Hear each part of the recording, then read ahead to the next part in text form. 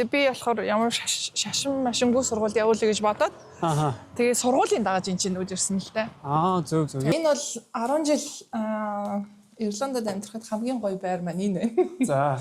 Урд нь бас байшин амьдрасан тэр байшин. Монгол хүүхдүүдийн зураг мөрөгтэй. Ялгууны аяа. Зөв.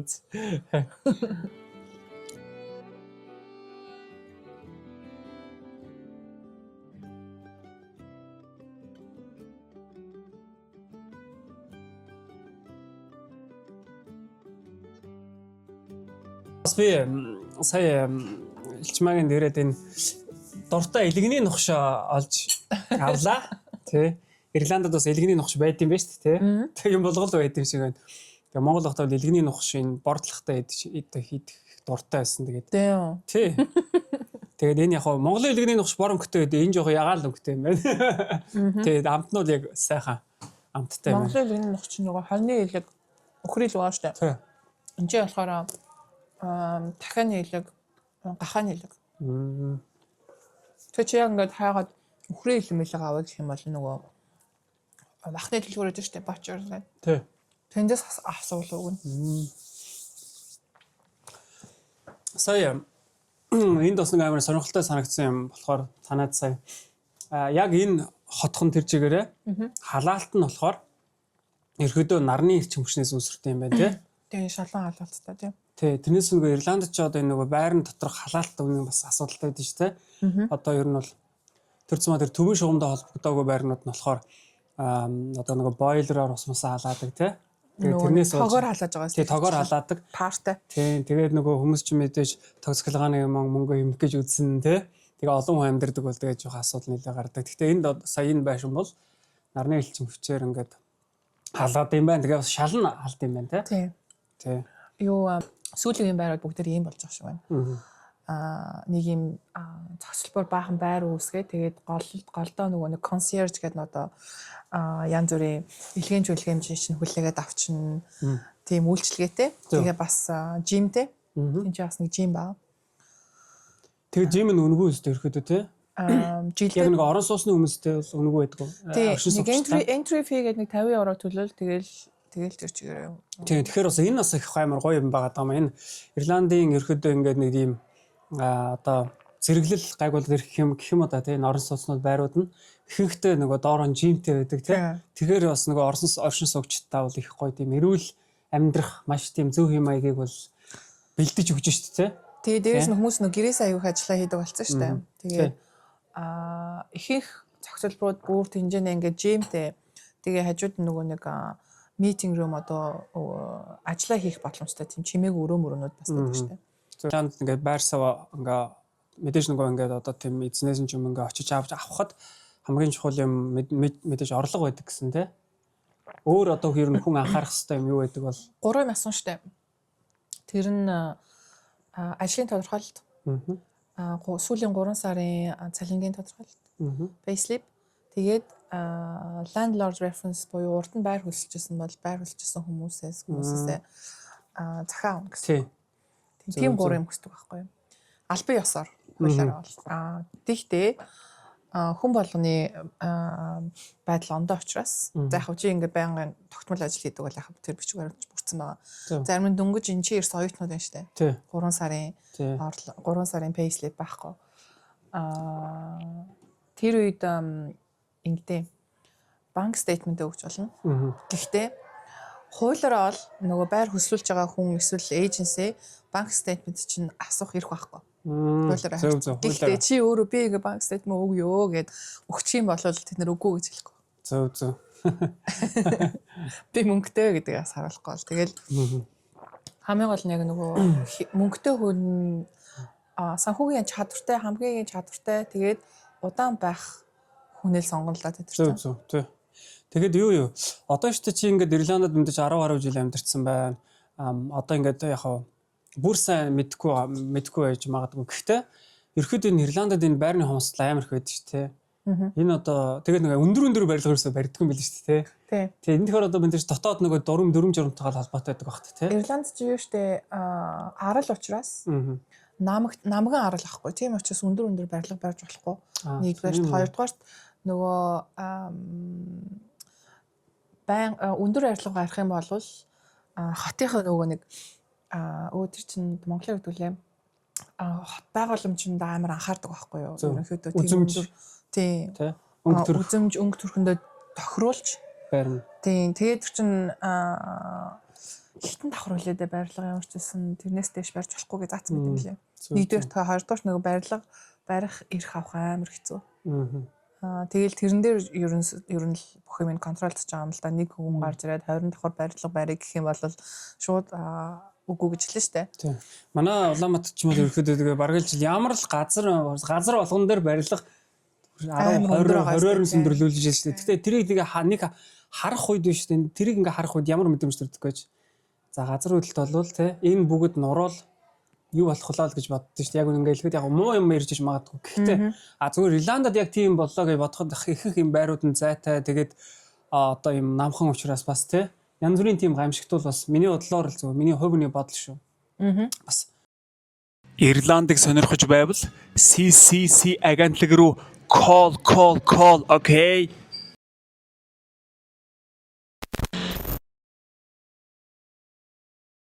За одоо ингээд элчмаа Ирландад ирээд за яг л жирийн л одоо бас оюутнуудын адилаар ирсэн те хэлний бэлтгэл ингээд суугаа явжсэн. Тэгэл сүүлд нь олон улсын хэд хэдэн компанид ингээд ажилд ороод ажиллаад туршлага хуримтлуулаад одоо ингээд те өөрийн чинь хувьд бол маш амжилттай карьертай явж байгаа Монгол одоо бүсгүй байна л та. Зүгээр дахиж нэг асуумаар санагдсан юм. Чамаг ер нь хамгийн их урагшлуулдаг тийм зүйл юу байдаг юм бол хувь хүний чинь хувьд? Миний бодлоор нөгөө амбицтай байх хамгийн чухал юм шиг санагддаг. Зорилготой. Тэр нөгөө гэр бүлийн хүмүүжлээс их хамаардаг юм шиг үлээ. Зорилго ер нь. Манай жишээлх юм бол эмээ ингээл за дараагийн зорилго юу гэж аяг асуудаг. За одоо яасан диплом авцсан бол дараагийн зорилго юу? Дараагийн зорилго юу? Дандаа нэг юм түрээл дараагийнхаа зорилгыг бодож явах хэрэгтэй. Тэгээд тэрэндээ хүрэхийн тулд амар их амбицтай байх хэрэгтэй юм шиг үлээ. Тэр л аягүй чухал гэж санагдаж надаа. Яа тэгэхээр яг ингээд ажил дээр гараад зарим хүмүүсийг харахаар чинь нэг ажлаа хийгээл 10-20 жил болцсон. Тэгэл тэр бүр гарт нь орцсон. Ингээд нэг харуул нэг өөдртэй юм шиг харагдаад байгаа байхгүй юу? Өдөр болго 9 цагт ирээл нэг ширээний ард цугаал яг адилхан хийдэг юм ингээд бүтэн 10 жил хийж байна.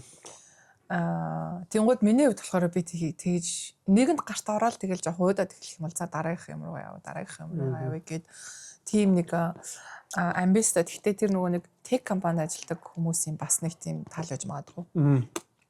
Бүх юм амар хурдтай хөгжиж байгаа учраас технологи байнга өргөжлөгдөж байгаа тийм. Байнга хурдтай хөгжиж байгаа учраас 1 2 3 жил ер нь нэг мессен дээр 3 жил болоод ерөнхийдөө бүх юм ойлгодог болчихно, бүх юм мэддэг болчихно. Тэгэл за одоо өөр юм руу оръё даа гээл.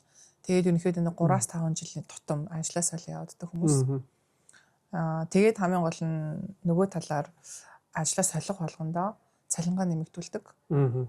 Дараагийнхаа ажлынхаа цалин ярахтаа тэр чинь бас нэг нөхцөл тавина шүү дээ. Тэгээ би өөрийнхөө цалин хэлэхгүйгээр өөрийнхөө цалингаас илүү 10% ч юм уу 20% ч юм уу зарим тохиолдолд 30-40% илүү цалин авахыг зорино шүү дээ. Тэгээд тэрийг негошиэт хийж болно. Тэгэхээр нөгөө нэг урагшилж явхад заримдаа ингээд шантрах үе гарна шүү дээ. Заримдаа яа за болёо. Энийг хийгээ болёо. Ерөөсөл хүүхдтэй авал Монгол руу явмаар санагдсан шүү дээ. Тэгэл ахтай нэг шөнө сайн унтаж авал маргааш өглөө насаал за дараагийнх юм хэлдэг шүү дээ. Хизээч тэгээс нөгөө бүх юм сайхан явдаг үе гэж байхгүй. Заримдаа амар хэцүү, заримдаа шантрна, заримдаа жоохон ойлгох үе бол гарна, заримдаа тэгэл уурлах үе гарна. Хамгийн гол нөгөө нэг эргээд ингээд нөгөө нэг жилээр харуул өөрөөсөө бас жоохон бахархалтай байл зүгээр юм уу гэж бодсон. За энэ ажилд орчих юмсан гэж явсаар байгаа л нөгөө ажилдаа орчвол жил голол гартаа оруулчихгуудаа за дараа нь яах вэ гээл те. Тэгж байнга бодож явах хэрэгтэй мэлээ. Тэр нэг юу гэдэг штэ career conversation гэж ярьдаг штэ айгүйх. Хүн ингээд ажилд ороод 6 сар болсны дараа career conversation явдаг байхгүй юу? Тэр нь юу гэхээр 6 сар гэдэг чинь ерөнхийдөө туршлага хугацаа байхгүй юу? Тэгээд туршлага хугацаа болчлоо чамайг үндсэн ажилтан болголоо. Тэгээд ерөнхийдөө ингээд анханасаа нөгөө нэг ямар боломж байгааг менежер чинь бас юу байна? Асуулт асууж байгаа нь. За одоо чи юу хиймээр байна? энэ ажлын яг ямар хэсэг нь чамд таалагдчихэв те. Тэгж аягүй их яриа явдаг. Тэгээ тэр яриан дунд юу үздэг вэ гэхээр би яг тэр чиглэл рүү жоохон менст өөрчлөл гоё яах юм байна да гэл. Тэгэл нэг жил болно, 2 жил, 3 жилийн дотор чиний хүсэж байгаа зорилго чинь ингээд тодорхой болоод ирдэг байхгүй юу? Тэгэл ерөнхийдөө мотивац бас гэр бүлээс аав шүү дээ. Одоо шүү дээ чи ингээд бүтэн цагийн ажилтай. За тэгээд одоо 2 бас хүүхдээ тэ асарч тойлно.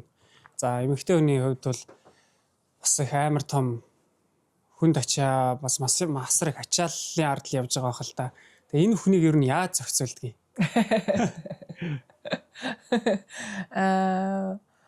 Нөгөө нэг хин надад тэглээ. Монгол эмэгтэй хүч чадалтай илүү. Нэг үг сонсоод авсан шүү. Тэгэл зохицуулна шүү дээ. Ямар ч байдалтайсан. Бид нар тэгтээ нөгөө амар хатуучлалтай өссөн хүмүүс юм шиг байл шүү дээ. Ямар ч байдалд тэгэл төсвөртэй явсаар байгаа л бүх юм зохицуулал явцсан. Би болохоор заримдаа хэцүү тэгэл нөгөө бараг тэгэл цай уу зүгээр ингээд суугаад цай уух завг явж шүү дээ заримдаа. Хүүхдүүдээ яваал хоолыг нэгээл унтаалал маргааш үлэмсэл ажилдаа яваал тэгэл 7 хоног ингээд амар хурд өнгөрчихсөн. Амар хурд өнгөрчихсөн. Тэгээд ерөнхийдөө л жоохон стресстэй байна. Гэтэ амын гол нь чи дараа нь стресстэй яаж тайлах вэ? Өөртөө бас жоохон санаа тавьж явах хэрэгтэй юм шиг үлээ. Тэрийг ерөнхийдөө амар олон жил хийгээг өөртөө санаа тавиагүй. Тэрийг бол одоо ингээд амар их ажил хийгээд ядарч байгаа бүх энэ чинь амьдраад ядарч байгаа монголчууд бол ерөнхийдөө өөртөө санаа тавиад нэг өдөр ч гэсэндээ тий агаарт гараал найзтайгаа уулздаг ч юм уу тиймэрхүү юм хийж явах хэрэгтэй юм билээ байна. Тэндээс бас аягүй их мотивац авна штэ. Нөгөө ажил хөөхт гэсээр аваад нэг хэдэн монгол найз зөвхөд авчирал хоол идэс гарч шал ондоо юм яриад сөглөөч чаа. За энэ арг сайхан амтан зүгээр байна. Бас нөгөө арг чинь уухад сайхан мөртлөө бас тохирохгүй бид их аюултай. Тэ дэдс мэдс одоо их өвтөгдөг. Тэгээд би бол амслаа. Зүгээр амтан сайхан байна. За. Манай өвөө ер нь их аргийг шууд амсаал. За энэ тийм ариг байна, ийм ариг байна гэж хэлдэг юм байсан. За, ямар ариг байна тэгээд? Тэгээ би бол одоо өөшгөө хэлж чадахгүй л дээ. Гэхдээ амтнууд их тийм тошгирж өрөөгөө. Тэ? Гоё хой зөөлн тийм. Яа, ямар гоё юм шүү. Тэ? Аригны одоо нэг сайхан амт өнөрөдөг ч тэ. Энэ Irish хүмүүс нөгөө виски амсахтаа л ингээл нэг сайхан тамшаалал. Тэ? Нэг кафт амсдаг ч тэ. Тэр шиг байнас ч бас нэг бол нөгөө аргийг чинь залгилж авдаг. Тэгнэ ч манай ерөө сайхан. Бас яг баг юм чинь тамшаалаад тэ. Нөгөө нанди имийг шимж уухаас. Нанди имийг шимж уй та. Төрн. За Ирландын Донецкээс салаадыг амсч үзнэ. За яг үнэ. Бачин дажгүй штэ. Би хвчлэн Полонез орж яг л штэ. талхтай дэл. Тэрнээс сарын буустай дэл гоё юм байна Оо яг тий. За. Чи наадам дээр очиагүй тий. Наадмын хуушуурны салаатанд дууссан байсан. За би өнөө бас илчмагийн дээрээ 2 юмсаа олоод мэдчихлээ. Идэх юм дээр сая нухшаа олж мэдлээ. Энэ салаадыг бас олж мэдлээ. Ирланд хоол хүнсэнд ер нь үнэхээр дуртай. Энд чинь бас яг нэг Ирландын яг үндэсний диш гэхээр бас жоохон ховор юм л шүү дээ. Чи боддоо 500 жил Английн дарлалд явсан гэдэг гоё. Тэгээ их хэлээр ярих ирэхгүй. Тэр чи яаж нөгөө хоол моол юу тэгэж хөвчихгүй шүү дээ. Англи, Франц шиг тэгээ сайн хөвчихгүй шүү дээ. Бүх юм хүмүүсийн дарлалд амьдарч байгаа юм чинь. Тэгээ дээрэс нь 2-3 удаа өсвөлэн гээд хүн тэгээ өсвөн нэрвэгдсэн тийм болохоор ер нь хоолн тэгэл ерөнхийдөө төмс хоньны мах тэгэхээр эдгээр юу ч тааштай нэг ангус гээд аюуны төрлийн өхрийн махад штэ. Тэрийг аюух экспортлдог штэ. Angus ribeye steak гэдэг дэлгүүрт аюух байдаг. Тэрийг ингээд шаарж идэхээр амар зүлх аюугаа хамтдаг штэ. Та яг одоо уужимцэг нэтийг үзэж байна.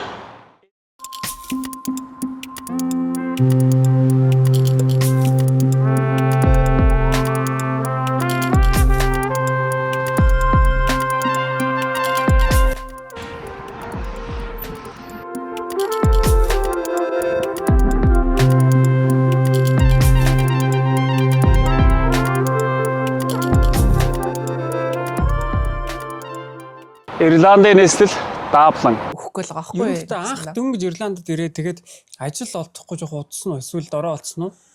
Ажил олдохгүй нэлээд явсан шүү дээ. 1 сар. За би 2 сард ирсэн заяа. Тэгээд Акса 5 сар ажилладаг гэж ажилгүй нэг 2 сар явсан юм байна. Тэгээд хотын төвөр CV-гээ барайл явжсэн баг та тий. Тий. CV-гээ барайл явжсан. Тэгээд бас байр олдохгүй байр хагаа явжсан тухай. Одоо шүү дээ чи тэр үетэйгээ ингээ харьцуулаад ингээ эргээ харахад бас л нэлээд том тийм одоо зүйлс ажиглагдана үстэй тий. Анх тэгээд явж аж үлээ гэд хүн бодох үе байдаг тий. Тий. Тийм байгаа. Хөөхөдөө тэгээс тэ нэрэ сохорцоо амтан шиг л явчихсан байна гэж бодож байгаа. Юу ач мэдгүй хөөх амт юугайг болгоо явжсэн. Гэтэ тэр үед чи өнөөдрийн энэ компанид ингээд ажиллаад ингээд байж гэнэ гэж өөрөөсөө төсөөлж байгааг байх тий. Би тухайд өөрийгөө юу гэж төсөөлжсэн бэ гэхээр ч одоо 10 жилийн өмнө шүү дээ тий. Ямар ч гэсэн англи хэл сураад тэгээ магистрт сураад тэгээд хэрвээ ажлын боломж олдох юм бол 1 юм уу 2 жил ажиллаад тэгээ Монгол руу явна гэж бодож ирсэн. Ажил олдохгүй шууд Монгол руу явна гэж бодчихсон байхгүй. Тэгсэн чи яг асан дээр яасан бэ гэсэн чинь ажилд орлоо. Юу яагаад ажилд орсныхаа дараа 7-8 сарын дараа манай ажлынхан ингээл бүгдээрээ тэр компанид ажил орох юмсан, энэ компанид ажил орох юмсан, тийм байсан, ийм байсан ингээл яг нэг орчинд нь орчингууд ингээд бүх боломжууд эргэн тойрон яриад хэлдэм байлаа. Зөв.